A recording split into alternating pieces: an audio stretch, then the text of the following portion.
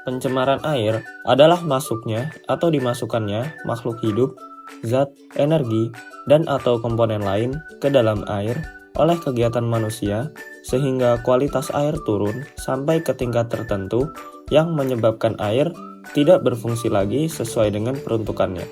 Hal ini diambil menurut UU tentang lingkungan hidup yaitu UU nomor 23 tahun 1997 dalam PP nomor 20 tahun 1990 tentang pengendalian pencemaran air pasal 1 angka 2. Ciri-ciri air tercemar meliputi berubahnya warna, bau, rasa, suhu, pH air, adanya kandungan bahan kimia yang terlarut dalam air, kemudian keberadaan bakteri patogen dan kematian organisme akuatik.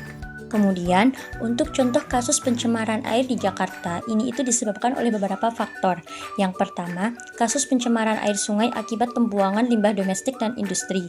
Contohnya di Sungai Ciliwung. Yang kedua, kasus pencemaran air sungai akibat limbah pertanian. Contohnya di Sungai Cipinang. Yang ketiga, kasus pencemaran air sungai akibat pembuangan sampah secara ilegal oleh warga.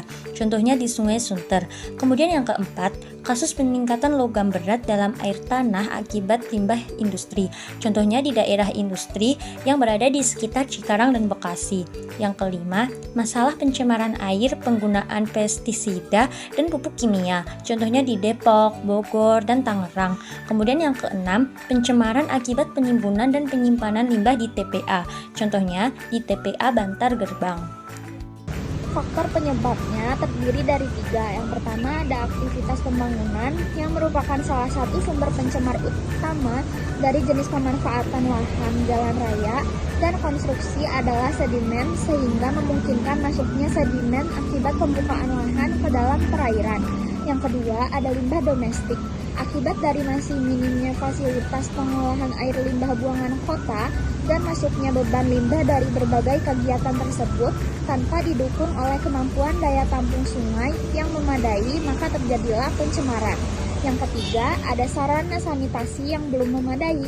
Sarana sanitasi masyarakat untuk pengolahan limbah cair belum memadai, dan UMKM yang membuang limbah cair hasil pengolahan belum melalui IPAL, yaitu instalasi pengolahan air limbah. Dampak lingkungan yang berisiko terjadi akibat pencemaran air di Jakarta adalah kerusakan ekosistem, kehilangan keanekaragaman hayati, perubahan iklim, dan munculnya bencana alam. Sementara pada masyarakat, tentu juga akan terkena dampak akibat pencemaran air, yaitu timbulnya penyakit, sulitnya mencari sumber air bersih, kerusakan infrastruktur, dan kerugian ekonomi.